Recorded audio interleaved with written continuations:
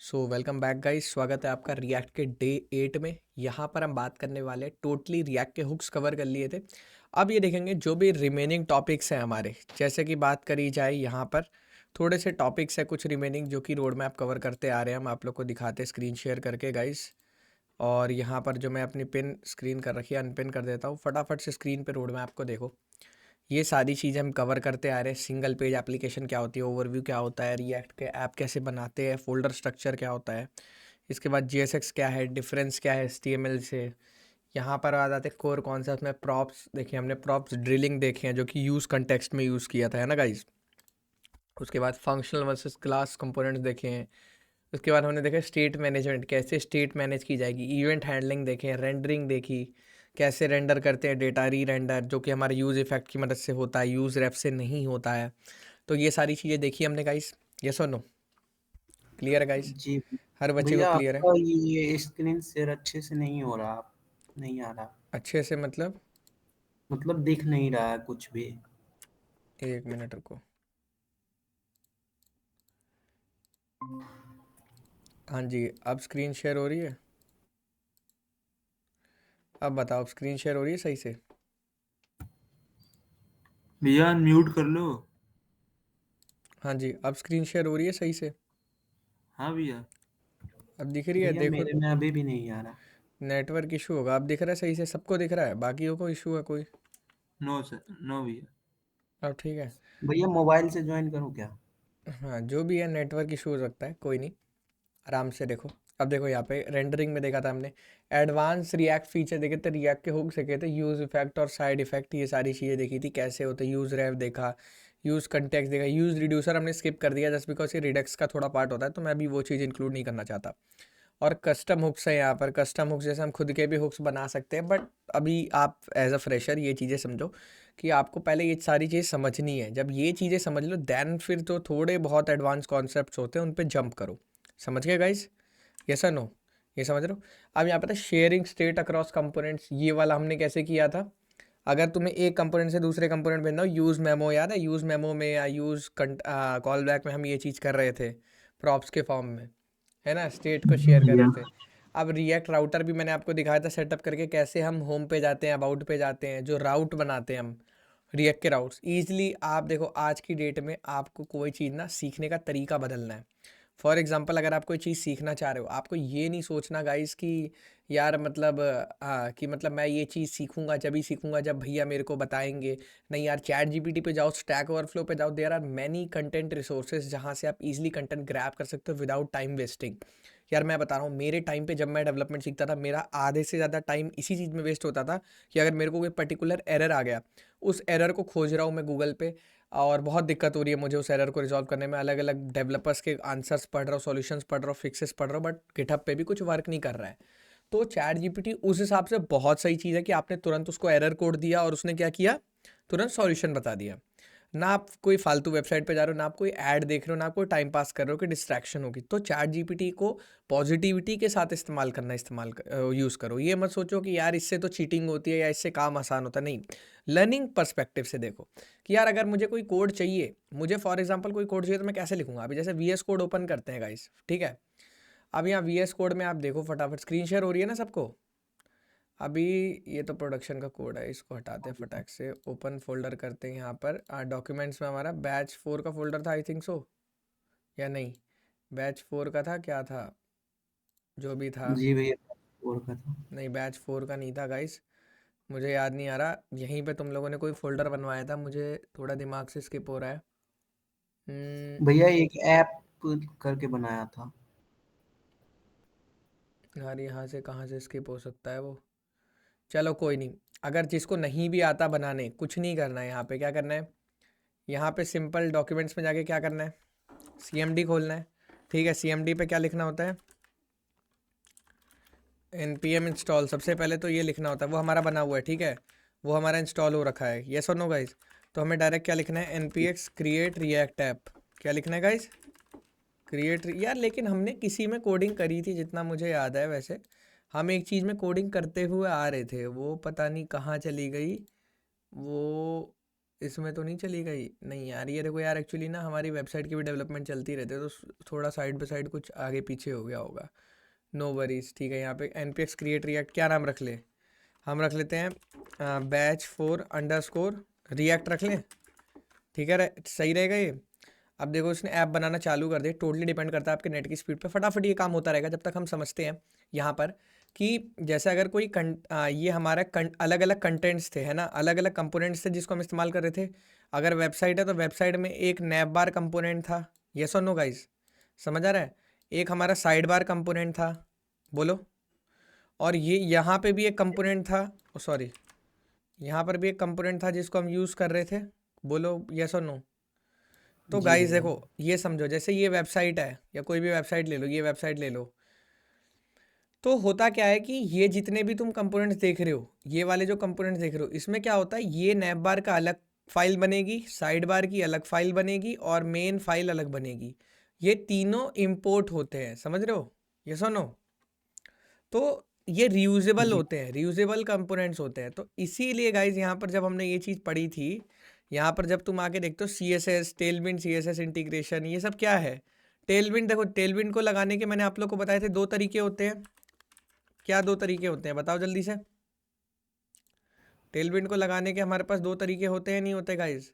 सबसे पहला तरीका होता है npm इंस्टॉल से। कैसे? npm भैया, इंस्टॉल टेलविंड एक से। बार इंस्टॉल कर लेंगे या तो उसका सीडीएन यूज कर लेंगे। बहुत बढ़िया। या तो हम अपनी लोकल डायरेक्टरी में इंस्टॉल कर लेंगे। सुष्मिता, आपको समझ आ रहा है सारी चीज़ें? थोड़ा सा भी समझ आ रहा है? मतलब कैचअप कर पा रहे हो आप? थोड़ा थोड़ा आ रहा है बट पूरा नहीं समझ आ रहा है। ओके, नो प्रॉब्लम, थोड़ा सा टाइम लगेगा, बट यार इतना ना फेड अप होने की ज़रूरत नहीं। और आप लोग के में तो मेरी स्क्रीन बड़ी नहीं आ रही ना, वीडियो वाली? ऐसा तो नहीं हो रहा कि आप लोग के में बहुत बड़ी आ रही हो मेरी वीडियो वाली स्क्रीन? फुल स्क्रीन पे यही आ रहा है ना कंटेंट? हाँ हाँ। हाँ ठीक है। अब ये देखो, अब यहाँ से थोड़ा कम्युनिकेशन माइक ऑन रखो और थोड़ा कम्युनिकेशन करो, ठीक है सुष्मिता? यहाँ पर you need to ask your doubts, ठीक है? अब देखो, या तो ये कमांड लिख लो, या तो इंस्टॉल कर लो डायरेक्ट। इंस्टॉल करने से क्या होता है, वो जो प्रोजेक्ट जो हमारा, ओ शिट, एरर आ गया गाइस। एरर पता है किस चीज़ का? Unable to resolve dependency tree, ये हो गया। Wait a minute, installing templates क्यों हो गया भाई? इनिशियलाइज द गिट रिपोजिटरी, क्या इशू हो गया? फाउंड रिएक्ट 19.0, अच्छा, तो इसको रिएक्ट 19.0 मिली है, तो क्या हो गया? तो an could not resolve peer React 18 library, तो इसके लिए भाई क्या करें? तो दिस कमांड विद फोर्स, अरे यार एक मिनट, ये होता है ना, चलो छोड़ो यार, ये इशू कैसे आ रहा है मेरे कोड में? भैया, हम्म, आपने ये npm क्रिएट करके ऐप का नाम डालना होता है। आपने रिएक्ट ऐप डाला उसके बाद भी नेमिंग किया है, इसीलिए। क्या करा है? जैसे भैया npm क्रिएट, उसके बाद ऐप का नाम डालना होता है। आपने बैच 4 डालते हैं। बैच 4, चलो बैच 4 ले लेते हैं। देखो तभी भी तो ये क्या इशू आ गया भाई? क्या हो रहा है ये मेरे लैप? भैया इंस्टॉल हो जाना चाहिए। बैच 4 कहाँ लिखा है? ये बैच 4 लिखा है। चलो क्रिएटिंग है रेपो, इंस्टॉलिंग, देखो अभी भी इशू आ रहा है। ये इशू कुछ और हुआ है गाइस, थोड़े दिन पहले मैंने Node.js का वर्जन अपडेट किया था, ठीक है? तो ये उसका इशू हो सकता है। और बट ये कोई बहुत बड़ी चीज़ नहीं है। देखो कभी भी घबराना नहीं है, पहले पढ़ना है कि ये कह रहा है कि यार तुमने बोला है कि तुम्हारे पास 19 है, ठीक है? ये कह रहा है रिएक्ट का वर्जन 19 है, और यहाँ पे 18 आ रहा है। तो यहाँ पे चीज़ें कैसे होती हैं? सबसे पहले तो आपको ये वाला करना पड़ेगा, क्या बोलते हैं, एन यहाँ पर सबसे पहले एक कमांड लिखनी पड़ेगी, npm अनइंस्टॉल रिएक्ट डॉम की, ठीक है?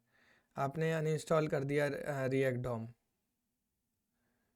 और अब देखो, अब आप यही प्रोजेक्ट दोबारा बनाओगे तो देखते हैं क्या इशू आ रहा है। अब देखो, अब ये पूछ रहा है try using a new directory और नेम, ओके, वेट, इसलिए हो रहा है। शिट शिट शिट, यहाँ पर पैकेज डॉट जेसन बन गई, ओहो, बन तो गए।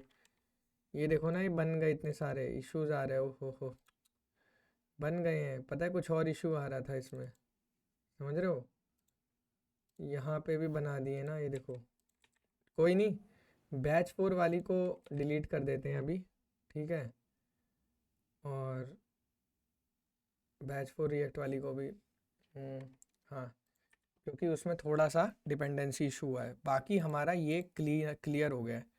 अब जो हमारा CMD था उसको बंद करके यहाँ पर बेसिकली हम एक नया CMD खोलते हैं, ठीक है, और यहाँ पर वो वाली कमांड लिखते हैं फटाफट। क्या था वो कमांड?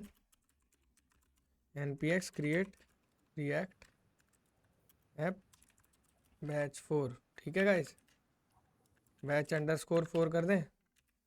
अब देखो, अब ये सही से चलेगा बिना किसी ड्रामे के। अगर कोई ड्रामा होता भी है, देखो इश्यूज आएंगे। शुरुआती दिन में मैं भी घबरा जाता था, सच बताऊं कि यार लाल हो गया यार, अब क्या होगा यार, मेरा कंप्यूटर ख़राब हो गया यार, मेरे से नहीं हो रहा। कई बार मैं रिएक्ट छोड़ के गया भी हूँ, मैं तुम्हें रियली बता रहा हूँ, रिएक्ट छोड़ के मैं गया भी हूँ कि नहीं हो रही मेरे से भाई, मैं सिंपल कोड लिख लेता हूँ वेनिला JS में, मुझे इतना ड्रामा नहीं चाहिए। तो ये इशू आता भी था, देखो ये इशू आया, कोई दिक्कत नहीं, इशू आ रहा है, इशू कह रहा है ये इशू आ रहा है, चलो कोई नहीं। मैं इसे कह रहा हूँ भाई तू एक काम कर, तू मेरा यहाँ पे देखो, यहाँ पे इसने अब लेकिन प्रोजेक्ट बना दिया है, ठीक है। अब इस प्रोजेक्ट को मैं फटाफट से VS कोड से ओपन करता हूँ, ठीक है, और यहाँ पे टर्मिनल खोल के क्या लिखते हैं, हमारी कमांड क्या होती है सबसे पहली वाली, सबसे पहले बाय डिफ़ॉल्ट क्रॉस चेक करने के लिए हम npm इंस्टॉल लिख लेते हैं ना, ऐसी गाइस, है ना, क्रॉस चेक करने के लिए एक बार लिख लेते हैं। बाकी हमारी मेन कमांड क्या होती है रन करने की? npm स्टार्ट लिखते हैं। तब कोई अगर इशू आ रहा है दैट मीन्स फिर हमारे कोई इशू है। तो गाइज वो इशू ऐसे ही था, वो फालतू सा इशू था, कोई बहुत बड़ी चीज़ नहीं थी वो। ये क्या कह रहा है, 1 error can't resolve web vitals, यहाँ पर वेब वाइटल्स का इशू आ रहा है। यहाँ पर होता है ना वेब वाइटल्स हमारा, थोड़ा सा बड़ा कर लेता हूँ आप लोग को दिखेगा अच्छे से। कहाँ कह रहा है ये? बैच 4 के सोर्स में रिपोर्ट वेब वाइटल्स, ठीक है, कह रहा है मॉड्यूल नॉट फाउंड, मॉड्यूल नहीं फाउंड हो रही है तो भाई npm इंस्टॉल करो ना, सारी चीज़ें इंस्टॉल कर लो जो जो चीज़ें चाहिए। अब इसको स्टार्ट कर दो। नहीं हो पा रही है, कोई दिक्कत नहीं है, यहाँ पर वेब वाइटल्स को यूज़ ही मत करो, काम ख़त्म, है ना गाइस। कोई बहुत ज़रूरी चीज़ नहीं होती, फिर यही इशू देने लग गया सेम टू सेम। तो अब ये यहाँ पे लगा दिया, ये इशू साफ़ हुआ, फिर अभी दोबारा देगा इशू थोड़ी देर में, क्योंकि वेब वाइटल्स पीछा छोड़ने नहीं वाला। देख रहे हो रन हो गई है ना, यस और नो गाइस, रन हो चुकी है पहली। यहाँ तक सारे बच्चों को समझ आ रहा है? यार ये काम हम पहले भी करा चुके थे, बट ये काम अभी दोबारा इसलिए करा रहे हैं क्योंकि थोड़ा सा यार देखो कभी कभार ना पता होना चाहिए तुम्हें गाड़ी कैसे चलानी है। कॉन्फ़िगरेशन हिल भी गई तो यार आई कैन सेट इट, इतना कॉन्फिडेंस हाँ हैंड में होना चाहिए। देखो एक मसल मेमोरी भी होती है कि हाँ यार ये मैंने पहले किया, मैं कर सकता हूँ, ठीक है। चलो ये चीज़ हो गई। अब यहाँ पे फटाफट समझते हैं कि टेलविंड कैसे लगेगी। किसी को पता है टेलविंड कैसे लगेगी? यार मेरे भाई या तो तू डायरेक्ट इंस्टॉल कर ले, ठीक है सुष्मिता, ये चीज़ समझ आ रही है कि जैसे हमने वो सेट्स ऑफ कमांड्स लिखी रिएक्ट में, वैसे ही मैं इसको इंस्टॉल करता और ये मेरे फोल्डर में आ जाता। यस, कोई क्वेश्चन पूछना चाह रहा है? यस गाइस, कौन क्वेश्चन पूछना चाहता है? क्वेश्चन पूछ सकते हो, you can guys, no worries, question पूछ सकते हो। देखो यहाँ पे जो एरर आ रहा था ये इंस्टॉलिंग टेम्पलेट डिपेंडेंसी कुछ और इशू आ रहा था, बट हमारा प्रोजेक्ट बन जा रहा था, ठीक है। तो भाई मैं ये काम नहीं करता, ये काम मेरे को थोड़ा सही नहीं लगता। मैं क्या करता हूँ, डायरेक्ट इस चीज़ को उठा लेता हूँ। ये समझ आ रहा है सुष्मिता? डायरेक्ट इस चीज़ को हमने उठाया, बस हाँ हाँ हमें नॉलेज होनी चाहिए कि हाँ यहाँ पर एक इंडेक्स फाइल होती है, ठीक है, इसमें लेकिन हाँ यहाँ पे भी मैं गलती कर सकता हूँ। देख भाई यहाँ पे भी शिवम और नित्यानंद थोड़ा दिमाग लगाओ, यहाँ पे तुम दिमाग नहीं लगा रहे हो भी। अगर मैंने टेलविंड लगा दी तो पूरे प्रोजेक्ट में टेलविंड लग जाएगी, ये इशू हो जाएगा। जी भैया। समझ रहे हो, समझ रहे हो? अगर मान ले मैंने कुछ और कोड लिखा है भाई तो पूरे प्रोजेक्ट में टेलविंड लग गई, पूरे प्रोजेक्ट के लग जाएंगे फिर। तो थोड़ा सा दिमाग से काम लेना है, थोड़ा सा दिमाग से तुम लोग को काम लेना है कि एक फाइल में करना है कि सारी फाइल्स में करना है, ये भी सोचना है भाई। सारी फाइल्स में मान लो नहीं करना तो बस एक ही फाइल में करो, समझ रहे हो? वो एक्सक्लूड तुम कर सकते हो, बट मैं यहाँ पे पूरे प्रोजेक्ट में करने जा रहा हूँ तो मैं आंख बंद करके यहाँ पे रख दिया, ठीक है सुष्मिता? ये समझ आया कि CDN का लिंक होता है कंटेंट डिलीवरी नेटवर्क का, जो कि इसका मानना होता है कि टेलविंड की वेबसाइट पे कोड रखा हुआ है, हम उस कोड को एज इट इज़ अपने प्रोजेक्ट में यूज़ कर रहे हैं। अगर कोई इंटरव्यू में पूछेगा तो इसका मतलब ये है। समझ आ रहा है? यस और नो सुष्मिता, समझ आ रहा है नहीं आ रहा?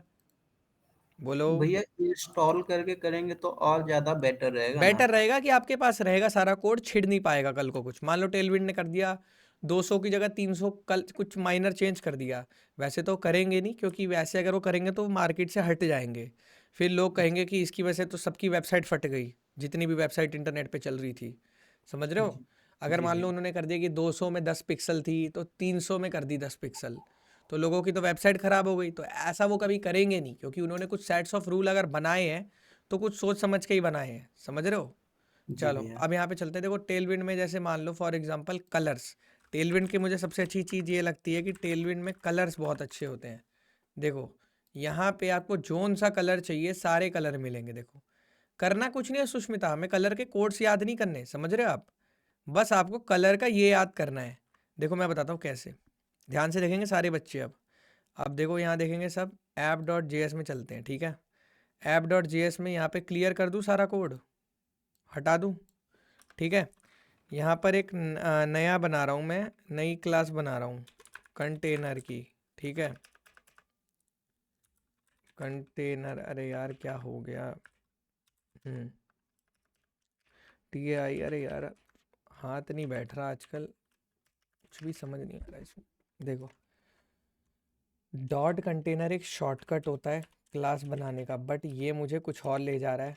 ऐसा नहीं होता है HTML में, यहाँ पे कुछ और ले जा रहा है, बट यहाँ पर सिंपली तुम डिव बना लो। समझ रहे हो? सिंपली डिव बना, यहाँ कुछ भी नहीं चलेगा तुम्हारा, क्योंकि यहाँ क्या आ रहा है, JSX आ रहा है। तो जो भी HTML वाले एक्सटेंशन थे वो वहीं रह गए, समझ रहे हो?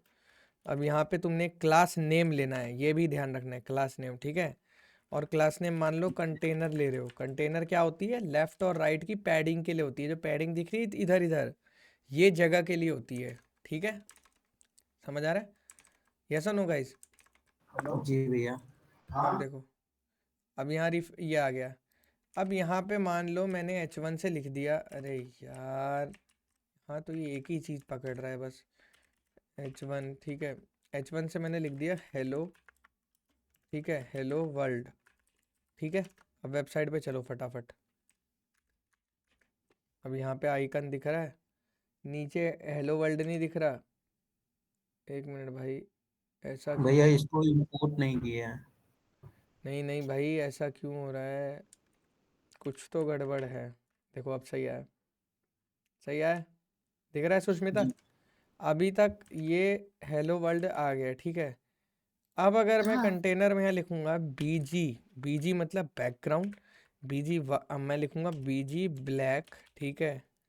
BG ब्लैक, और मैं लिखूंगा बस BG ब्लैक भी लिखूंगा। तो देखो मेरा कंटेनर आपको ब्लैक दिख रहा है, समझ रहे हो? अब ये चीज़ तो वाइट करनी है ना उस पर, तो यहाँ पे क्लास नेम कौन सी डाल देंगे, BG वाइट। समझ आ रहा है गाइस, नहीं आ रहा है ये बताओ पहले? जी भैया। अब ये BG वाइट की गलती डाल दी हमने, यहाँ पर हमें डालना था टेक्स्ट वाइट, हमें सिर्फ टेक्स्ट वाइट करना था ना। अब देखो कितना बढ़िया लग रहा है, लग रहा है नहीं लग रहा है गाइस? तो ऐसे ही काम चलता है, समझ रहे हो? अब ये जो चीज़ होती है ये रिस्पॉन्सिव होती है, अगर एक बारी में मैं तुम्हें समझाऊं तो ये चीज़ क्या होती है गाइस, रिस्पॉन्सिव। तो कुछ इस तरह से टेलविंड को इस्तेमाल किया जाता है। और गाइस देखो देखो देखो, मेरी बात समझनी है, रिएक्ट के साथ Tailwind is the lethal combination, best combination. You मतलब कुछ और यूज़ करने की ज़रूरत नहीं है। अगर तुम सोचो कि हार्ड कोडेड CSS इस्तेमाल करोगे, समझ रहे हो, कि पहले लैपटॉप के लिए लिखोगे, फिर आईपैड के लिए मीडिया क्वेरी लिखोगे, फिर फ़ोन के लिए मीडिया क्वेरी लिखोगे। समझ रहे हो मैं बोलना क्या चाह रहा हूँ? समझ आ रहा जी है भैया। आपको? नित्यानंद समझ आ रहा है? सुष्मिता, अभिजीत, हेलो अभिजीत भाई, बड़े दिन से परेशान थे। समझ आ रहा है सुष्मिता आपको? ये सुनो हाँ हाँ भाई, देखो नहीं समझ आएगा बताने कि हाँ यार एक बार और समझा दो, I will tell you again, ठीक है? चलो भैया। अभिजीत बोल नहीं रहे कुछ, क्या सो गए क्या? भैया हाँ जी बोलिए। बोल रहा था, जब हम रिएक्ट में JSX क्यों नहीं यूज कर रहे हैं, जो JS यूज कर रहे हैं? JSX ही तो है, JS का है। जैसे भैया लास्ट में JS लगा रहे हैं, वहाँ JSX भी लगा सकते हैं ना? हाँ लगा सकते हो, उससे कोई ज़्यादा दिक्कत नहीं होती। अच्छा अभिजीत को समझ आ रहा है, बढ़िया। तो ये समझ आया, टेलविंड का समझ आया, चीज़ें कैसे चलती हैं, समझ आया कि कैसे चीज़ें करते हैं। मतलब इंग्लिश नेम्स लिखेंगे क्लासेस के और वो CSS वर्क करेगी। अब देख मेरे भाई, एक और चीज़ समझा रहा हूँ सही से टेलविंड में, ठीक है? अब मेरे को भी इसका इतना, मैं सही बता रहा हूँ, जब मैंने फर्स्ट टाइम टेलविंड सीखी थी मुझे ये नहीं समझ आता इसका होगा क्या। मेरे को लगा था इससे अच्छा तो बूटस्ट्रैप है, समझ रहे हो? क्योंकि बूटस्ट्रैप में क्या हो रहा था गाइस, मुझे बनी बनाई चीज़ मिल रही थी, बट टेलविंड में तो मुझे CSS लिखनी ही पड़ रही थी, है ना। लेकिन नहीं, मैं गलत था। फिर मुझे 1-2 महीने जब मैंने फर्स्ट स्टार्टिंग में अपनी जब फ्रीलांस का काम करता था, तब मैंने इसको और अच्छे से इस्तेमाल किया। तब मेरे समझ आया कि भाई देख, अगर रिस्पॉन्सिव डिज़ाइन बनाना है, रिस्पॉन्सिव डिज़ाइन समझते हो आप लोग? समझते हो रिस्पॉन्सिव डिज़ाइन क्या होता है? रिएक्ट की एप्लीकेशन बना रहे हो तो कोडिंग पे, फंक्शनैलिटी पे ज़्यादा वर्क करता है इंसान, कि चीज़ें वर्किंग हो, चीज़ें चलें, सुंदर दिखे ना, तो CSS में उसका हाथ थोड़ा तंग होता है। लेकिन जब रिएक्ट की एप्लीकेशन आप बना रहे हो और आप रिस्पॉन्सिवनेस पे नहीं चाहते ज़्यादा टाइम देना, तो भाई Tailwind is the best thing. मैं बता रहा हूँ बेस्ट थिंग, कि फ़ोन में भी वेबसाइट अच्छी चलेगी, आईपैड में भी अच्छी चलेगी और लैपटॉप में भी अच्छी चलेगी। तो कैसे चलेगी देखो, यहाँ पर तुम्हें लिखना है, मान लो होवर की एक CSS लिखनी है, होवर कॉलन लिखना है सिंपल। जैसे ही होवर तुम इस पर करोगे, टेक्स्ट क्या होगा तुम्हारा? ग्रीन होगा। अब चलो वहाँ चलते हैं, देखते हैं चल क्यों नहीं रहा ये। अच्छा, इस पे वो नहीं है ना, कर्सर पॉइंटर नहीं है। मान लो अगर ये यहाँ एंकर टैग होता, ठीक है, href,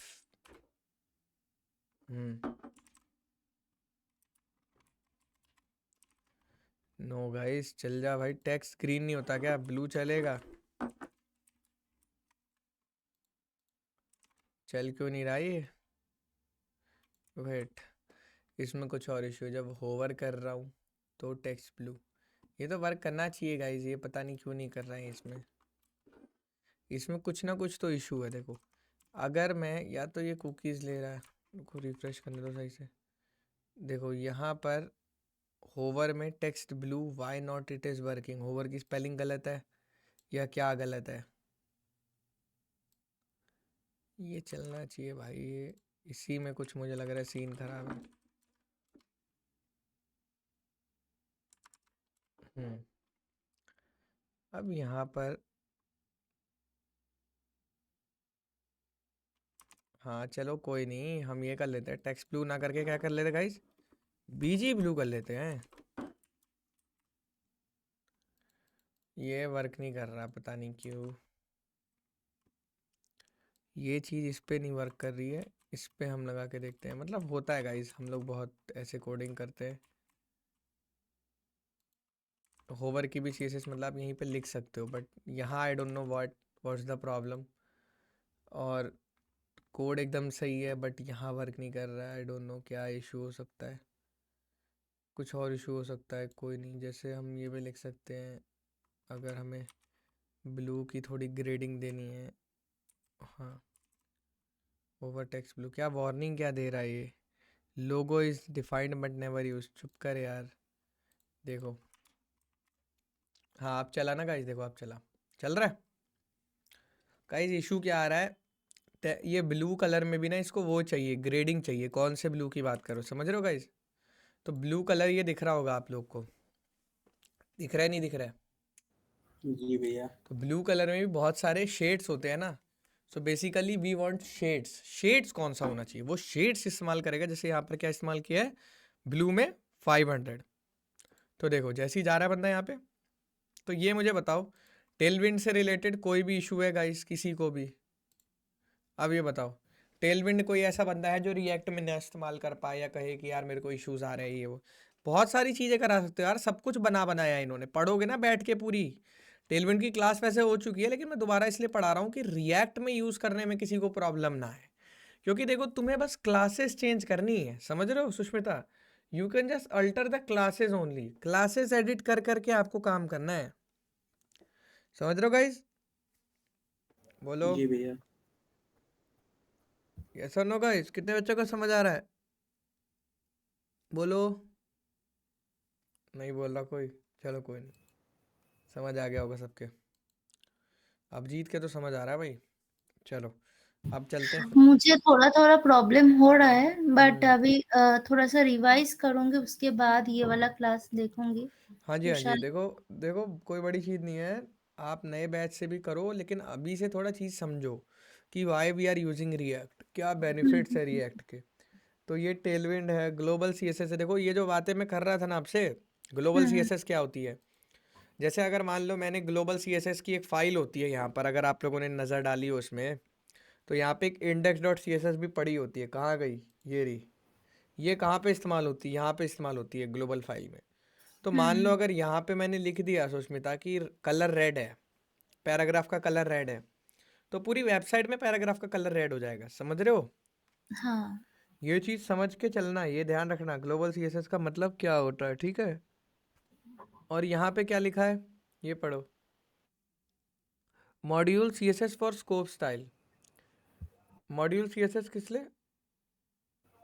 जैसे पर्टिकुलर चीज़ की बनाओ, समझ रहे हो? स्कोप मतलब जी सिर्फ मैं चाहता हूँ एक फाइल तक वो CSS लिमिटेड रहे। तो जैसे ये बनी है ना app.css, सिर्फ app.js के अंदर है, ऐसी CSS की फाइल्स बना लो ना गाइस। समझ रहे हो? और देखो इसमें एक SCSS करके भी चीज़ होती है, वो थोड़ी अलग टाइप की CSS होती है। मैं नहीं कहूँगा तुम्हें वो सीखने को, और ना ही कहूँगा कि तो ज़रूरी है। हाँ जी। भैया मैंने कहीं पढ़ा था मॉड्यूल सीएसएस का, वो सीएसएस और मॉड्यूल सीएसएस में डिफरेंस होता है। क्या कह रहे हो? CSS और मॉड्यूल मतलब सीएसएस जो नॉर्मल सीएसएस है और मॉड्यूल सीएसएस में दोनों में डिफरेंस होता है। अरे नहीं नहीं, वो वाली वो नहीं होती है, वो SCSS होती है, SCSS। क्योंकि भैया जो मॉड्यूल सीएसएस होती है ना उसके पीछे में कुछ कोड आता है। अच्छा, जी ऐसा मैंने कहीं पढ़ा था। मॉड्यूल CSS के पीछे में कोई कोड आता है, समझ नहीं आया, मतलब बोलना क्या चाह रहे हो? जैसे भैया नॉर्मल सीएसएस ग्लोबल सीएसएस लिखते हैं ना, हाँ। और मॉड्यूल सीएसएस लिखते हैं पर्टिकुलर, मतलब वो जैसे कंटेंट के लिए। नहीं यार, नहीं समझ नहीं रहे तुम गलत समझ रहे हो, तुम कुछ और पढ़ के आए हो। देखो मैं तुम्हें बताता हूँ, मॉड ग्लोबल CSS का मतलब होता है कि एक CSS जो पूरे फाइल में इस्तेमाल हो जाएगी। जैसे अगर तुमने यहाँ जो लिख दिया वो होती है ग्लोबल CSS, ठीक है? समझ रहे हो? और मॉड्यूल CSS वो होती है जो तुम एक मॉड्यूल, एक कंपोनेंट के लिए लिखना चाहते हो, बस इस वाले के लिए, App.js के लिए। समझ रहे हो? और रही बात, अब जैसे इसमें भी तुम किसी भी टाइप की लिख सकते हो, अलग अलग फाइल बना लो, जैसे कुछ भी नाम से बना लो। समझ रहे हो? जैसे कंपोनेंट के नाम से बना लो, वो होता है। ये ध्यान देने वाला होता है, समझ रहे हो? ऐसा इसमें कुछ नहीं होता कि तुम इसमें अलग कुछ चीज़ें लिख रहे हो। समझे? एक अलग टाइप की CSS होती है रिएक्ट में, जिसको बोलते हैं SCSS, बोल तो रहा हूँ। लेकिन जरूरी नहीं है कि तुम वो सीखो। समझ रहे हो? तो मैं तुम्हें रिकमेंड नहीं करूँगा। क्लियर है गाइस? SCSS जी थोड़ा वेरिएबल वाली CSS होती है। देखना चाहोगे थोड़ा एग्जाम्पल? जी भैया। देखो मेनली ऐसे होता है, देखो सीन सीन ऐसे होता है, देखो मैं तुम्हें दिखाता हूँ। ये होता है, देखो ये जो होती है आपकी, ये किस चीज़ की होती है? कंपोनेंट्स होता है पहले, फिर माई कंपोनेंट्स। तो माई कंपोनेंट्स के अंदर आपकी मॉड्यूल CSS हो गई। समझ रहे हो? ये होती है मॉड्यूल CSS। जी नहीं समझ रहे हो फाइल स्ट्रक्चर? कि जी पहले जी भैया। कंपोनेंट्स होते हैं, फिर माई कंपोनेंट्स है। अगर तो माई कंपोनेंट डॉट JSX की फाइल ऐसी की CSS, जैसे app.js है तो app.css बना ली। समझ रहे हो? ये होता है सीन। अब आप पूछ रहे हो मेरे से कि SCSS क्या होती है ना, SCSS देखना चाहोगे आप, क्यों? जी SCSS थोड़ा वेरिएबल फॉर्म में होती है। वेरिएबल फॉर्म समझ रहे हो? मतलब थोड़ा जैसे होता है कि ना, जैसे देखने में थोड़ी अजीब सी लगेगी, समझ नहीं आती पहली बारी में, इसको इंस्टॉल करना पड़ता है। जैसे इसमें ना कमांड लिखनी होती है आप लोगों को, npm install SCSS, सैस लिखना होता है, सैस, सॉरी। अजीब सा होता है इसका सीन थोड़ा, मतलब मैं आपको कैसे बताऊँ, जैसे थोड़ा ये मतलब टेढ़ा चलता है इसका सीन। जैसे वैसा नहीं रहेगा कि आप सोच रहे हो नॉर्मल CSS की तरह रहेगा, नहीं। इसमें आप ऐसे लिखते हो, जैसे इसके नाम वाम भी थोड़े अलग होते हैं। दिखा रहा हूँ एग्जाम्पल, जैसे होते हैं, जैसे इसमें आप वेरिएबल बना लोगे पहले एक प्राइमरी कलर का। समझ रहे हो? एक प्राइमरी कलर का आपने वेरिएबल बना लिया कि ये वेरिएबल है प्राइमरी कलर का। अब उस वेरिएबल को हर जगह इस्तेमाल करेंगे। समझे? हाँ जी भैया, शायद मैं यही बोल रहा था। अब देखो जैसे इसमें ऐसे होता है, देखो मैं आपको दिखाता हूँ कैसे होता है इसमें। जैसे ये है आपकी CSS की फाइल, ठीक है? देखो ऐसा होता है, दिख रहा है गाइस आप लोगों को ये मैं क्या बोलना चाह रहा हूँ? जी ये प्राइमरी कलर डिफाइन कर दिया पहले। पहले इस पे ध्यान, ये देखो डॉलर में देते हैं, डॉलर में एक वेरिएबल बनाते हैं। ये ऐसे नहीं चलेगा गाइस, आप जो सोच रहे हो ये ऐसे चल जाएगा, नहीं चलेगा गाइस। इसको चलाने के लिए आपको पहले तो इसको A1 करना पड़ेगा। अब यहाँ पर एक फाइल बना ली, मान लो index.scss, देखो इसकी डिज़ाइन देख रहे हो, अलग आ गई थोड़ी सी इसकी फ़ोटो। अब ये पेस्ट करोगे, लेकिन हाँ गाइज, इसको चलाने से पहले यहाँ पर क्या इंस्टॉल करोगे, npm इंस्टॉल SA, लेकिन इसका नाम SASS होता है शायद से, हाँ जितना मुझे याद है इसका नाम SASS होता है, सैस होता है इसका नाम, लेकिन वैसे इसको SCSS बोलते हैं। तो इसका थोड़ा सीन अलग रहता है, समझ रहे हो। जी भैया, मैं यही बोल रहा था। तो पहले मैंने एक प्राइमरी कलर बना दिया गाइस, देख रहे हो इधर, एक वेरिएबल बना दिया प्राइमरी कलर नाम का, क्लियर है बच्चों। अब मैंने यहाँ पर एक और वेरिएबल बना दिया टेक्स्ट कलर, मतलब ये मेरी वेबसाइट के कलर्स रहेंगे जो मैं इस्तेमाल करूंगा, समझ रहे हो, ऑल ओवर द। फिर मैं बैकग्राउंड कलर में बार बार ये कलर कोड याद थोड़ी करूंगा गाइस, समझ रहे हो सुष्मिता, बार बार याद थोड़ी करूंगा, ये वेरिएबल का नाम दे दूंगा कि ये ले भाई प्राइमरी कलर वेरिएबल का नाम था, ठीक है। अब देख यहाँ पे देख, ध्यान से देख, नेस्टेड भी होगा। हाँ नित्यानंद, मेरी बात समझ रहा भाई, यहाँ पर नेस्टेड CSS भी होगी। हाँ भैया। वो वाली CSS नहीं होगी कि मतलब भाई बस सिंपल सिंपल। यहाँ अगर तू ध्यान से रखेगा तो कंटेनर है, कंटेनर के अंदर जो H1 आएगा उसका कलर क्या है, टेक्स्ट कलर, और उसका फॉन्ट साइज है 24 पिक्सल। ये पूरी वेबसाइट के H1 नहीं है नित्यानंद, ध्यान से देख मेरे भाई, ये सिर्फ जी भैया। कंटेनर के अंदर आने वाले H1 का कोड लिखा है, समझ रहे हो बच्चों। हाँ जी भैया। नेस्टेड है, नेस्टेड की मतलब कंटेनर के अंदर जो H1 है सिर्फ उनका कलर टेक्स्ट कलर मतलब ब्लू होगा और फॉन्ट साइज 24 पिक्सल होगा। ये क्या हो गई गाइस हमारी SCSS, क्लियर है। कल को कोई इंटरव्यू में पूछेगा, बता दोगे। जी भैया। कितने बच्चों को डाउट है यहाँ तक, सुष्मिता समझ आ रहा है सारी चीजें, अभिजीत, नयान, नयान बोल नहीं रहे, क्या बात है, आज कुछ प्रॉब्लम है। हाँ हाँ, ये चल रहा है, एग्जाम चल रहा है। एग्जाम चल रहा है, लेकिन भाई अपना कोडिंग को भी जिंदा रखना है, एग्जाम तो आते जाते रहेंगे। फर्स्ट सेकंड ईयर में तो हम थोड़ा पेपर को सीरियसली लेते भी थे, थर्ड फोर्थ ईयर में तो ऐसे हो गए थे कि भाई बस पासिंग नंबर आ जाए लेकिन कोडिंग आ जाए, समझ रहे हो, क्योंकि अल्टीमेट रेस तो कोडिंग की ही है, ये समझ जाएगा जो वो खेल जाएगा प्लेसमेंट्स में। चलो, ग्लोबल CSS समझ आ गई, टेलविंड CSS समझ आ गई, देखो।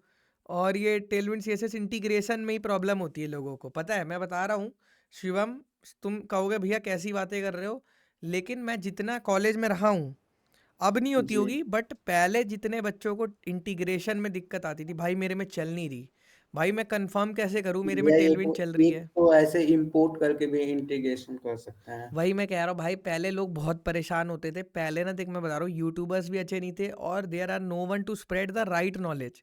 पहले ना लोग बड़ी बड़ी वीडियोस बनाते थे, क्योंकि बड़ी वीडियोस बनाने से पैसे ज़्यादा मिलते यूट्यूब पे, तो जी लाइक भैया। काइंड ऑफ वो चीज़ें लोगों को बताते नहीं थे। अब क्या है, सबको पता लग गया कि हाँ भाई 2 तरीके हैं टेलविंड चलाने के।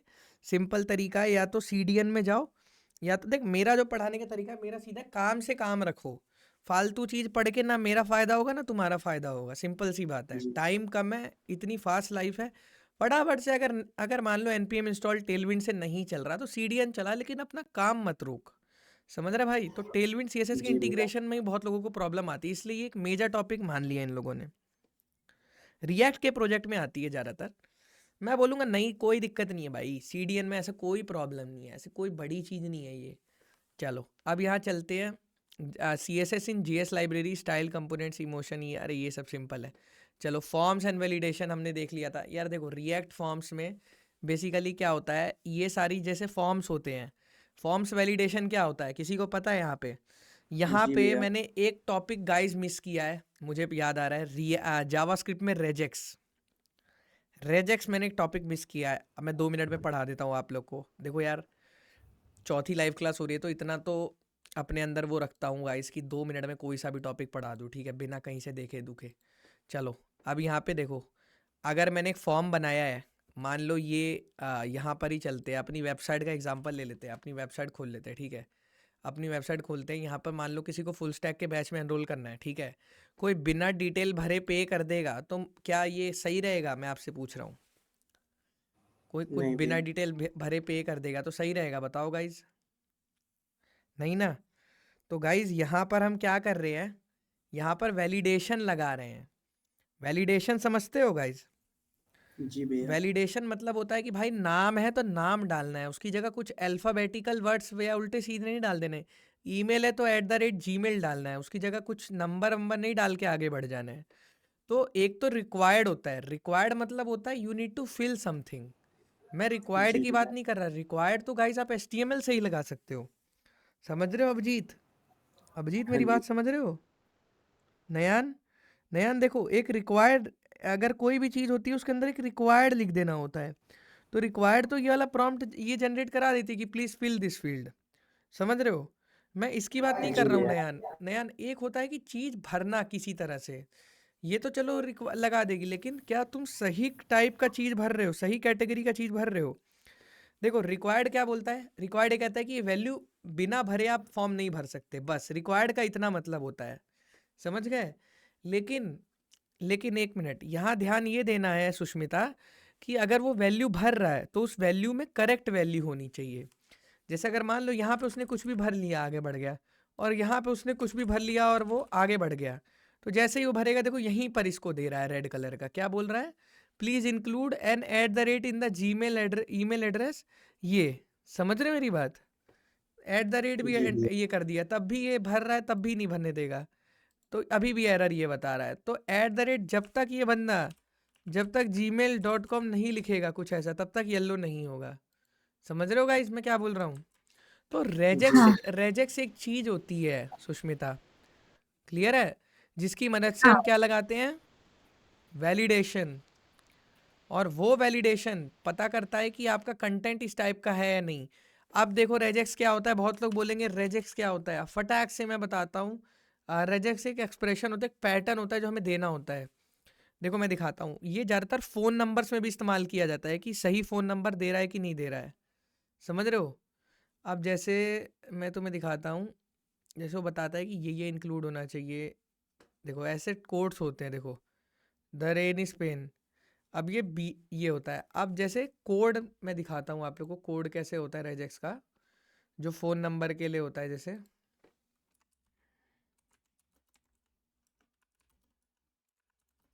फ़ोन नंबर में क्या क्या वैलिडेशन लगा सकते हो आप, कि 10 डिजिट का होना चाहिए, है ना, 10 डिजिट का होना चाहिए, और शुरू के नंबर्स 5 नहीं हो सकते, अभी मतलब अभी के लिए 4 5 नहीं हो सकते स्टार्टिंग के डिजिट्स, है ना, +91 होना चाहिए। सारे वैलिडेशन है गाइस, और कोई स्पेस नहीं हो सकता, ये भी वैलिडेशन लगा सकते हैं हम। बोलो। जी भैया। अब देखो, यहाँ देखो ध्यान से, अमित है क्या क्लास में कि भाग गया? भैया गया, कल गया। एग्जाम है ना। अच्छा ये यहाँ देखो, ये रेजेक्स होता है। ये कह रहा है कि 1 से 9 डिजिट्स इस्तेमाल होंगे, उससे ज़्यादा कोई डिजिट इस्तेमाल नहीं होगा, ठीक है। और यहाँ पे बोल रहा है कि 1 से 14, पता नहीं क्या है ये, देखो डी। डी बेसिकली जब जहाँ जहाँ आपका डी आता है, अलाउ 1 to 14 डिजिट, ये 14 डिजिट वाले नंबर्स के लिए। जैसे बाहर के भी नंबर्स होते हैं ना, यूएस के, अगर आपको इंडियन का चाहिए तो इंडियन के लिए देखो ये होता है, इंडियंस के लिए क्या ये कह रहा है कि आगे आपका +91 आना चाहिए, बिल्कुल सही कह रहा है गाइस, है ना। अब उसके बाद ये आगे क्या कह रहा है आपसे, कि 6 to 9 से स्टार्ट होना चाहिए, है ना, मैंने बोला था ना आपको कि 6 to 9, जी समझ रहे भैया। नहीं समझ रहे, फर्स्ट डिजिट हमेशा 6 to 9 के बीच में होनी चाहिए, ऐसा नहीं कि नंबर 1 2 3 है मेरा, वो तो रॉन्ग नंबर है। क्यों गाइस? अब यहाँ पे जी 6 भैया। to 9 होना चाहिए, and allow exactly 9 more digits. अब हमारे पास 9 डिजिट्स होनी चाहिए, एक मतलब 10 डिजिट्स होनी चाहिए बेसिकली, लेकिन यहाँ 9 लिखा है, गलत लिखा है, यहाँ हम इसको क्या कर देंगे, 10 कर देंगे। क्लियर है गाइस? जी भैया। तो कितने बच्चों को ये चीज़ समझ आ रही है कि रेजेक्स क्या होती है? तो जब भी अगर कोई फॉर्म बना रहे हो, तो बिना इस फॉर्म के, अगर वो फॉर्म कभी भी कामयाब नहीं होगा। अब जैसे मान लो कोई बॉट भी तो मेरी वेबसाइट पे अटैक कर सकता है, बिन लेकर आगे बढ़ सकता है बिना नाम डाले, क्यों गाइस? तो यहाँ पर हमें उसको चेक करना ही पड़ेगा, ये तो वर्किंग चीज़ है।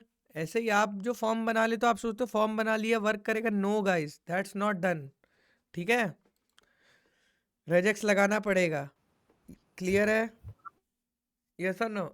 अब रिएक्ट में बहुत सारे बंदे पूछते हैं, कि भैया एपीआई कॉल करानी है भैया, एपीआई कैसे कॉल होती है ना, थोड़ा सा एडवांस चीज़ जानते हैं। क्योंकि देखो, आप लोग कंपनीज में काम करोगे, मान लो आप लोग रिएक्ट डेवलपर हो, ठीक है, तो आप लोग किस चीज़ में कंसिडर्ड होगे? फ्रंट एंड डेवलपर पे, समझ जी गए? भैया, किस में होगे guys? Front end development. Front end developer. और फ्रंट एंड डेवलपर के पास डेटा तो होता नहीं है, तो बैक एंड डेवलपर होता है जो बैक एंड की लैंग्वेज भी यूज़ करता है और डेटाबेस से उसको डेटा देता है। किस फॉर्म में? एपीआई की फॉर्म में। बोलो जी भैया, कितने बच्चों को ये चीज़ पहले से पता थी? एपीआई के फॉर्म में देता है। जी भैया, अब देखो, अब वो एपीआई का कोड मैं तुम्हें दिखाता हूँ, बेसिकली चला के दिखाता हूँ तुम्हें डायरेक्टली, ताकि तुम्हें कोई डाउट ना हो। देखो, सबसे पहले गाइस एक वेबसाइट हम विजिट करते हैं जहाँ पर हम देखते हैं कि एपीआई कैसी चल रही है। एक फ्री वेबसाइट होती है जेसॉन प्लेस होल्डर नाम से। ये देखो, ये डेटा दिख रहा है सबको? सुष्मिता, ये डेटा दिख रहा है आप लोगों को? जी भैया, हाँ, तो ये डेटा मेरे को बैकएंड वाले ने दिया है एपीआई में। बैकएंड वाला कह रहा है कार्तिक, जब तू इस एपीआई को हिट करेगा तो तेरे को ये डेटा मिलेगा। तो हिट जब हम एपीआई को करते हैं तो उसके बहुत सारे रिक्वेस्ट होते हैं, मेथड्स होते हैं, है ना? तो इसके लिए हम क्या इस्तेमाल करते हैं? पोस्टमैन। पोस्टमैन देख थोड़ा सा एक तरह से समझते हैं। ओ, ये क्या खुल दिया मैंने? पॉजी क्या होता है? ये क्या कर दिया मैंने? पोस्टमैन, ये रहा गाइस। अब पोस्टमैन में मुझे आप लोगों को एक एग्जांपल बस दिखाना ताकि आप समझ जाओ कितने टाइप की रिक्वेस्ट होती है। जैसे यहाँ पर एक डमी बना हुआ है, तो यहाँ पे देखो गेट रिक्वेस्ट है ना जी? अब जैसे ये वाली रिक्वेस्ट यहाँ मारते हैं, ये यूआरएल यहाँ रखते हैं, सेंड करते हैं, तो देखो हमारे पास क्या रिस्पॉन्स आ रहा है, ये डेटा आ रहा है। हाँ, कितने बच्चों को ये चीज़ समझ आ पा रही है, ये बताओ पहले। जी अभिजीत, भैया, नहीं, अभिजीत तुम बच्चे हो लेकिन तुम्हें समझ आ जाएगी, टेंशन ना लो। कहाँ गए? हाँ, ये रे। अभिजीत, ये समझो मेरे भाई कि एक बंदा है जो पीछे से कोडिंग कर रहा है बैकएंड की, तुम्हें उससे कोई मतलब नहीं है, लेकिन वो तुम्हें डेटा दे रहा है, तुम्हें उसका डेटा अपने वेबसाइट पे दिखाना है। समझ रहे हो अभिजीत? तो ये डेटा उसने तुम्हें दिया है, ये तो चलो HTML के फॉर्म में है। और गाइज मैं आप लोग को बता दूं, ये इतना सुंदर नहीं दिखता है जो आप सोच रहे हो, इतना सुंदर दिख रहा है। यहाँ पे मैंने एक एक्सटेंशन इस्तेमाल कर रखा है क्रोम का, जिसका नाम क्या है? Jason viewer. समझ रहे हो? ये जी इसकी वजह भैया, से ये इतना अच्छे फॉर्मेट में दिख रहा है। ठीक है नित्यानंद? अब पोस्टमैन एक सॉफ्टवेयर है, हाँ भैया। सॉफ्टवेयर बोला जाए, हाँ जो भी बोल लो, डेडिकेटेड चीज़ है जो आपके लैपटॉप में होनी ही होनी चाहिए। अगर आप एक फुल स्टैक डेवलपर हो नहीं है तो आप एक नंबर के गधे हो, फिर आप कभी एडवांस चीज़ें यूज़ ही नहीं करी, आप बचपने में ही रह गए हो बस UI UX में ही। चलो, अब पोस्टमैन इंस्टॉल करो अपने लैपटॉप में सारे, इसमें गूगल से लॉगिन करना होता है। अब यहाँ देखो, ये API तुमने हिट मारी, ये URL हमें उसने दिया है, ग्लोबल URL है, ठीक है? ये API हमने हिट मारी, और हिट मारते कौन सी रिक्वेस्ट मारी हमने? गेट की। बहुत सारी रिक्वेस्ट होती है, नाम पढ़ो जरा सबका। गेट है, पोस्ट है, पुट है, पैच है, डिलीट है, हेड है, ऑप्शन है। समझ रहे हो? बहुत सारी टाइप की रिक्वेस्ट होती है। जी भैया, तो पोस्ट में क्या होता है? पोस्ट में हमें भी कुछ रख के भेजना होता है। गेट मतलब होता है भाई मैं वहां आऊंगा और मुझे डेटा चाहिए, मांगना। गेट मतलब क्या होता है? मांगना। समझ रहे हो गाइस? बोलो। पोस्ट मतलब क्या होता है? जैसे बोलते हैं भैया डालना। वो जो यूआरएल है वो आएगी कहाँ से? अभी बता रहा हूँ ना, वो तुम्हें बैकएंड डेवलपर देगा, तुम उसकी टेंशन ना लो। सब तुम्हें बैकएंड डेवलपर देगा, तुम्हें फ्रंट एंड पे कोड लिखना आना चाहिए जिससे तुम इसको कॉल करा सको। नहीं समझे अभी भी? बोलो। जी भैया, अभी भी नहीं समझ रहे हो भाई तुम? समझाऊं अच्छे से अभी? जी भैया, दो मेथड होते हैं, फैच के और एक्सियोस के। चलो पहले एक फाइल बना ले, पहले यहाँ पर एक फाइल बना लेते हैं। कौन सी? ये बना लेते हैं example.js। ये फाइल दिख रही है सबको? ये मैंने क्या बनाया? हाँ जी API भैया, कॉल example.js। यहाँ पे कुछ सेट्स ऑफ स्केलेटन कोड रख लेते हैं। स्केलेटन कोड में हमने क्या किया है, सबसे पहले समझेंगे। अब ये वाला जो हमारा ये है, इसको गाइज यूज़ भी तो करना है। क्यों? यूज़ कैसे करोगे अब इसे? ये ले लो, यहाँ पे ये कॉपी किया, इंडेक्स में क्या करोगे यहाँ पे जाके, ठीक है? और इसको यहाँ इंपोर्ट मारा। वेबसाइट में जाके देखो अब अपनी, यहाँ पे देखो डेटा आने लग गया दुनिया भर का। कहाँ से आ रहा है डेटा? एपीआई से भैया। एपीआई से आने लग गया ना गाइस, बोलो। जी भैया। तो कैसे आ रहा है डेटा, आप समझेंगे इसको। देखो ये भी ध्यान देना है, एपीआई के दो मेथड होते हैं। कितने मेथड होते हैं गाइस? दो मेथड होंगे। पहला कौन सा होता है हमारा? पहला हमारा होता है, एक ध्यान देना है सबको अभी, पहला मेथड होता है एक्सियोस का और दूसरा मेथड होता है फैच का। अभी जो हम इस्तेमाल कर रहे हैं, कौन सा मेथड इस्तेमाल कर रहे हैं? फैच का। फैच। समझ रहे हो गाइस, दो मेथड होते हैं एपीआई कॉल मारने के, एक्सियोस और फैच का। अभी हम कौन सा कर रहे हैं? फैच। अब देखो इसका कोड पढ़वाता हूँ जरा मैं तुम्हें। यहाँ पर सब कुछ सिंपल रखो, कोई दिक्कत नहीं है। ये लाइन पे ध्यान दो जरा सारे बंदे, क्या लिखा है यहाँ पे? कोई बहुत बड़ी लाइन लिख दी है। एक रिस्पॉन्स नाम का वेरिएबल बनाया है कॉन्स्ट का, ठीक है, क्लियर है। अब उस वेरिएबल में मैंने अवेट लगाया है। अवेट क्यों लगाया है? क्योंकि जब तक ये रिस्पॉन्स नहीं आएगा आगे नहीं बढ़ने दूंगा। अवेट का काम क्या था कि असिंक के साथ ही लगेगा और पूरे फंक्शन को रोक के रखेगा जब तक ये काम नहीं होगा। याद आया? असिंक जी अवेट। भैया। अरे भूल गए हो क्या? नहीं नहीं भैया। एक हफ्ते में सब भूल गए हो शिवम?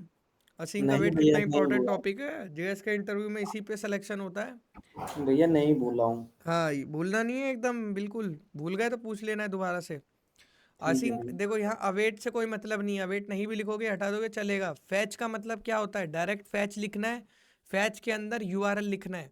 अब आपका जो प्रोजेक्ट है आप डायरेक्ट यहाँ पे यूआरएल नहीं लिखोगे, समझ रहे हो?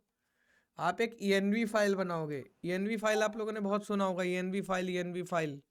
env फाइल बेसिकली कुछ नहीं होती, यहाँ पे एक डॉट एनवायरनमेंट फाइल बनाते हैं हम, समझ रहे हो, जिसमें अपने क्लाइंट सीक्रेट्स रखते हैं। सीक्रेट्स मतलब समझ रहे हो?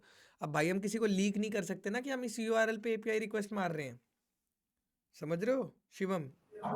जी भैया। तो वो हम अलग से रखते हैं। यहाँ पर वेरिएबल लिख देंगे, यहाँ पे नाम रख देंगे वेरिएबल, यहाँ पे रख देंगे एपीआई यूआरएल, और एपीआई यूआरएल env फाइल में रखा होगा ये वाली वैल्यू, तो वहाँ से वो रीड करेगा मतलब। तो भैया अभी एक बार बना के दिखाना। हाँ, अभी देखो यहाँ पर जैसे एक env फाइल बनाते हैं, ठीक है, यहाँ पे एक डॉट env फाइल बनाते हैं। देखो अब इसका ये कलर आ गया, समझ रहे हो? अब यहाँ पे एपीआई यूआरएल लिख दिया आपने, ठीक है, एपीआई यूआरएल, ये थोड़ा मैंने गलती कर दी, शिट शिट शिट, हाँ एपीआई यूआरएल लिख दिया, ठीक है। अब यहाँ पर आप ये जो भी अपना मान लो HTTPS रखोगे, समझ रहे हो? अब ये वाली चीज़ को आप यहाँ पर इस्तेमाल करोगे, फिर समझ रहे हो मेरी बात कहने का मतलब? जी जी भैया। कि यहाँ पे हार्ड कोडेड नहीं करोगे कि मैंने लिख दिया है यहाँ पर ये गलती से। ये तो अभी डेमो है, समझा रहा हूँ ये तुम्हें। अब ये देखो, इफ रिस्पॉन्स डॉट ओके, अगर रिस्पॉन्स ओके का मतलब क्या होता है? जब सब कुछ ओके रहेगा, 200 स्टेटस कोड, 200 स्टेटस कोड का मतलब होता है ओके। अब तुम कहोगे कार्तिक भाई ये सब क्या बातें हो रही हैं, चलो अब मैं तो भैया दिखाता हूँ तुम्हें। प्रोमिसेस में पढ़ाया था आपने। प्रोमिसेस में पढ़ाया था कि 200 ओके का होता है। अब जिस चीज़ को नहीं पता यहाँ ध्यान देंगे और यहाँ ढंग से देखेंगे, पूछेंगे नहीं बार बार, यहाँ पे देखेंगे। जब जब मैं वेबसाइट को लोड करूँगा, यहाँ पर एक एपीआई चल रही है पोस्ट की, और जिसका क्या आ रहा है रिस्पॉन्स 200। यहाँ पे 200 का मतलब क्या होता है? Okay, okay. समझ रहे हो? तो यही चीज़ तो ये कह रहा है कोड में इसने लगा रखा है कि अगर रिस्पॉन्स ओके है, response not okay, not okay का मतलब क्या होता है? जब डेटा ना आए, मतलब 200 के अलावा कुछ भी स्टेटस कोड आए, समझ रहे हो? एरर वेरर जी भैया। 404401 500, जो भी एरर आए तो मुझे दिखा देना है एरर कि डेटा नहीं आया, ठीक है। कैच वाला भैया, कैच वाला चल जाएगा। हाँ तो ये नहीं चलेगा, ये स्किप हो जाएगा। अब एरर में भी जाएगा तो कैच वाला धर लेगा इसको तुरंत। अब यहाँ क्या हुआ, const result is equals to await response dot JSON. देखो जो रिजल्ट था वो जेसॉन के फॉर्मेट में था, समझ रहे हो? तो जेसॉन के फॉर्मेट था, जेसॉन ऑब्जेक्ट की तरह ही होता है, बस हर चीज़ के आगे डबल कोट्स लगे होते हैं। तो ये है। अब सेट डेटा, सेट डेटा क्या है? यूज स्टेट का वेरिएबल, नाम से ही पता लग रहा है, जिसके आगे सेट लग जाए समझ लो यूज स्टेट का फंक्शन है वो, ठीक है। अब ये रिजल्ट को अपडेट कर रहे हैं, कहाँ है? सेट डेटा, सेट डेटा में रिजल्ट्स डाल रहे हैं, तो यानी कि डेटा, और डेटा को तुमने फ्रंट एंड में दिखा रखा है। देखो यहाँ पे तुमने डेटा को मैप कर रखा है, डेटा के अंदर जो जो की आ रही है, और टाइटल तुमने शो किया है, की नहीं शो किया तुमने, क्या शो किया है? टाइटल।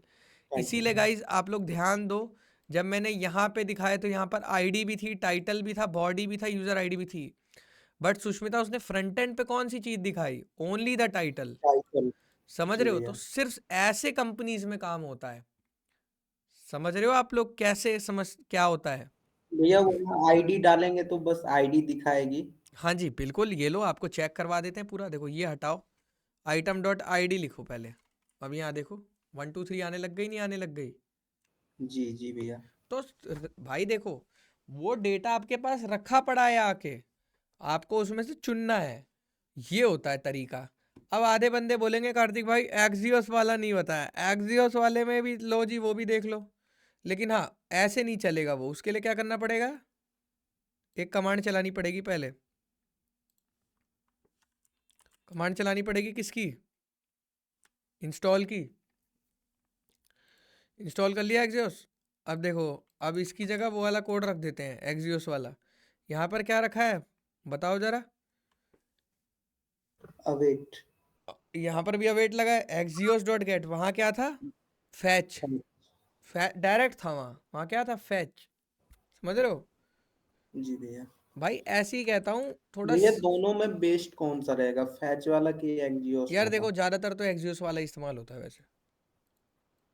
फैच वाला उतना अच्छा नहीं रहता। ओके।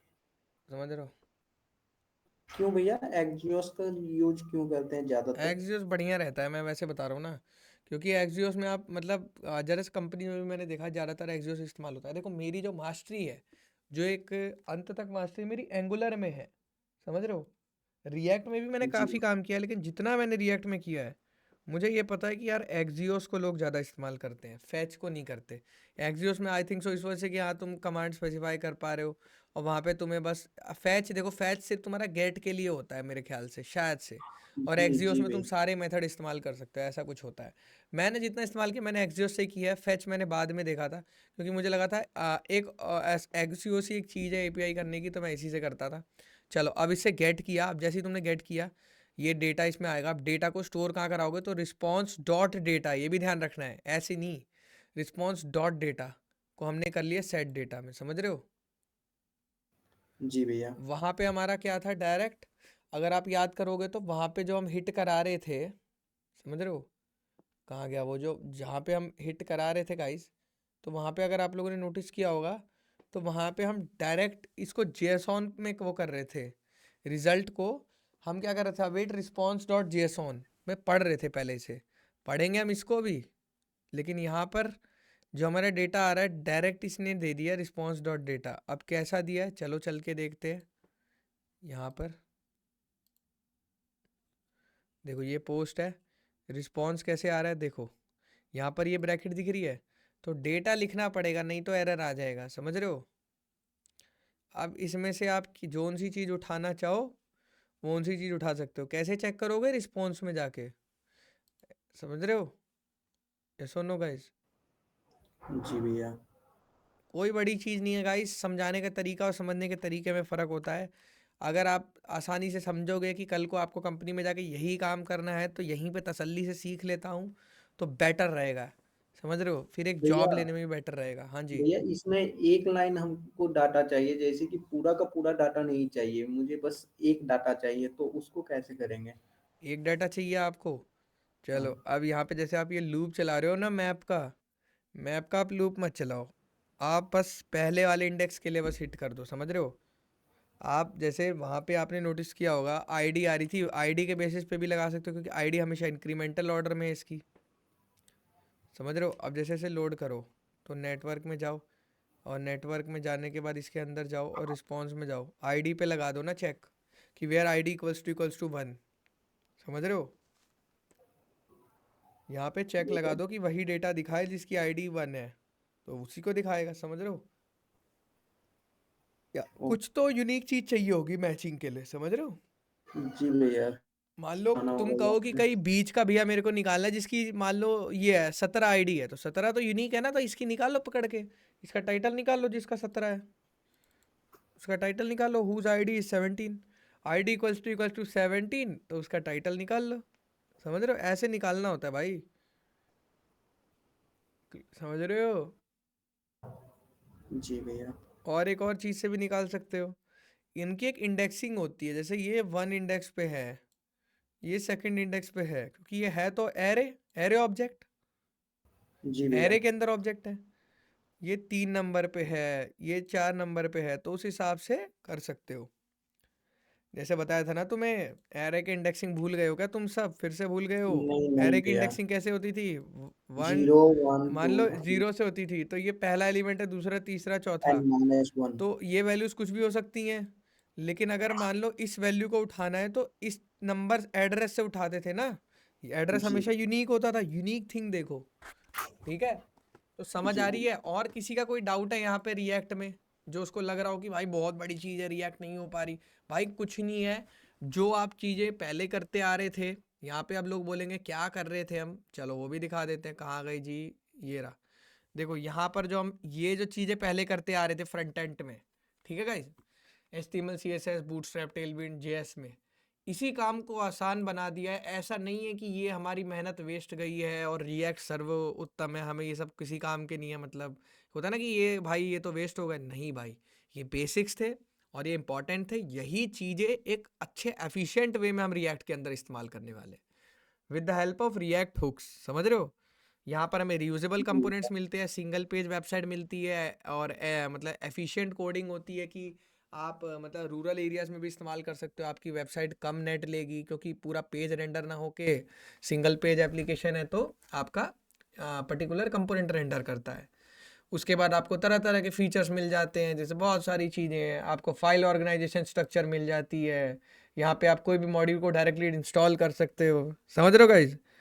को तो मतलब बहुत सारी जी भैया। चीज़ें हैं जो आपको डेवलपमेंट में आसान बनाएगी। और जो चीज़ आप कोर जेएस में, कोर जावास्क्रिप्ट बोला जाए, वेनिला जावास्क्रिप्ट में 15 मिनट में डेवलप करते थे, रिएक्ट में आप उसको, मैं देखो, अगर आप नॉर्मल डेवलपर भी हो ना तो उसको 10 मिनट में कर लोगे, ये मान के चलो। रियल फैक्ट बता रहा हूँ, 5 मिनट आपके बच जाएंगे, समझ रहे हो? अगर आप बेसिक डेवलपर भी हो, मैं ये नहीं कह रहा आप एकदम एक्सपर्ट हो, तो आपके मान के चलो 5 मिनट बच जाएंगे। क्लियर है गाइज? जी भैया। चलो गाइज, और किसी को कोई भी डाउट है? देखो गाइज, देखो पहले इस लाइव क्लास का सिलेबस थोड़ा अप डाउन होता था, बट आप देख रहे हैं आप कैसे सिलेबस को मॉड्यूल्स में बांटा गया है, कि पहले फ्रंट एंड पढ़ा जाएगा, देन बैक एंड, देन फिर डेटाबेसेस, देन फिर यहाँ पर प्रोजेक्ट, समझ रहे हैं, फिर जॉब। तो एकदम स्ट्रक्चर्ड फॉर्मेट में गाइज ले आ दिया गया है, ताकि आप में से किसी को भी ये ना लगे कि भाई मैंने तो फ्रंट एंड पढ़ना था, मैंने यार बीच में नोड.js कहाँ से आ गया, समझ रहे गाइज? क्लियर है गाइज? तो फ्रंट एंड का सेक्शन ओवर हो चुका है और जॉब्स वाला सेक्शन भी ओवर हो चुका है। यहाँ पे सेक्शन और मिनी प्रोजेक्ट का भी section I think so over हो चुका है। ये वाला सेक्शन रह रहा है जो कि हम लास्ट में करते हैं। ये सेक्शंस हमारे रह गए हैं गाइज अब। तो कुल मिला के इस बैच में मान के चलिए 20 डेज का कंटेंट और रह गया है, देन फिर उसके बाद हम 1 महीने का प्रोजेक्ट बनाएंगे अपना। क्लियर है गाइज? जी भैया। तो होप करते हैं गाइज इसे 5 दिसंबर से पहले ख़त्म करना है गाइज। 5 जनवरी से, जस्ट बिकॉज जिसको नहीं पता, हमारा 5 जनवरी से नया बैच चालू होने वाला है गाइज। और यहाँ पर हमने काफ़ी सारी तैयारी कर ली है उसके लिए। बैच 5 चालू होगा 5 जनवरी से, तो वहाँ पे भी आप सब लोग दोबारा से रिवीजन के लिए आ सकते हैं। काफ़ी सारे नए स्टूडेंट्स भी आपको देखने को मिलेंगे। ठीक है गाइज, तो आज के लिए मुझे लगता है इतना काफ़ी है। काफ़ी लंबी क्लास हो गई, बट यार वाइंड अप करना पड़ता है गाइज सारी चीज़ें, ठीक है? तो भैया मेरा एग्जाम चलेगा तो मैं बीच में क्लास मिस करूंगा। कोई प्रॉब्लम नहीं है शिवम। Okay guys. भैया